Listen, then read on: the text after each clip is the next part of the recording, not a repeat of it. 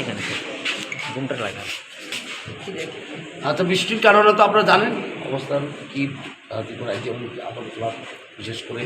তো আমি আসলাম এখানে দেখার জন্য এখানে কল সেন্টার কীভাবে চলছে এবং হয়তো ইলেকশন করুক কন্ডাক্ট করতে বেশি বলা যাবে না, যাই হোক এখানে ভালো কাজ হচ্ছে এবং ম্যান পাওয়ার একটু কম ছিল, আমরা বাড়িয়ে দিচ্ছি কালকে থেকে, গাড়িও আমরা লাগিয়ে দিচ্ছি যেমন পল রিপেয়ার যেমন জনসাধারণের যেমন কমপ্লেনটা কম হয়।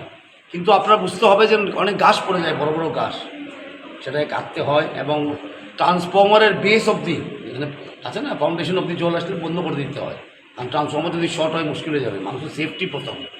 তা অনেক কোনো লাইন আমরা কিন্তু ফেলিয়ার না, সেফটির জন্য বন্ধ করতে হয়, মানুষ ভাবে এটা ফেলিয়ার কিন্তু না, এটা সেফটির জন্য। ট্রান্সফর্মার বেস অবধি জল আসলে কী হয়, সেটা বন্ধ করে দিতে হয়, মানুষ শক হবে জলে না, কারণ যাবে। স্যার এখন কল সেন্টারের ম্যান পাওয়ার কত আছে?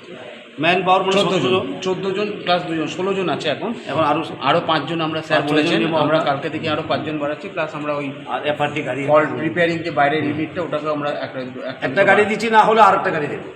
সুগার বড় ফুটিংয়ে ওরা কাজ করছে, ভালোই কাজ করছে টিএসিএল, কিন্তু মানুষকে বোঝাতে দরকার যেন পাওয়ার যেন আমরা চলে যায়, এটা লোডশেডিং নয়, এটা সেফটির জন্য তো করতে হয় বৃষ্টির সময়। আচ্ছা স্যার, একটা কমপ্লেন প্রায়ই উঠেছে যে বিল নাকি বেশি হচ্ছে, এটা কি আপনার নলেজে আছে?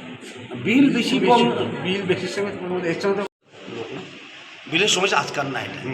আমি অনেক সময় গত সরকারের সময় 12 মাসের বিল একসঙ্গে পেয়েছি, ঠিক না, 1400 মাস আমরা অনেক কমিয়ে নিয়ে এসেছি। এখন আমরা মান্থলি থেকে যেন বিল যায় সেটা এনশিওর করার চেষ্টা করছি, এখন চেষ্টা করছি আমরা মান্থলি নিয়ে আসার জন্য। সেটা কিন্তু আমাদের কি বলে ত্রিপুরা আগরতলা শহরের ক্রনিক ছিল এটা, 6 মাসের বিল একসঙ্গে, 7 মাসের বিল একসঙ্গে, সেটা কীভাবে কমিয়ে নিয়ে আসা যায় সে আমি বলছি এমডিকেও করছেও। এমন যদি কারো সমস্যা থাকে যোগাযোগ করলেও হয়, definitely we don't we are open, বুঝলা, আমরা যোগাযোগ করলেই হয়। অনেকবার আমরা ওটিএসে করেছি, হ্যাঁ আমরা ওটিএস ওয়ান টাইম সেটেলমেন্টও করেছি, আমরা যেটা আগে ছিল না, আমরা ওয়ান টাইম সেটেলমেন্ট করেছি, কাস্টমার ক্যাম্প করেছি বিল নিয়ে, কাস্টমার আউটরিচ করেছি বিল নিয়ে। এখনও যদি কমপ্লেন থাকে না, এখন আসতে পারে সবসময় আমরা অলওয়েজ ওপেন। কিন্তু এখন হলো এই যে ইমার্জেন্সি টাইমে ন্যাচারাল ক্যালামিটি চলছে, সেটা কীভাবে সামলানো যায়, কারণ বিদ্যুৎ ছাড়া তো কিছুই হবে না। আর মানুষকে যে বোঝানো যেন কি আপনার মাধ্যমে যেন কারেন্ট কোনো লোডশেডিং না, এটা সেফটি ক্লোজ ডাউন করতে হয় আমাদেরকে, এটা তো উপায় নেই, ঠিক না, জলে তো কারেন্ট অনেক চলে যায়, যদি জলে কারেন্ট চলে যায় মানুষ মারা যাবে।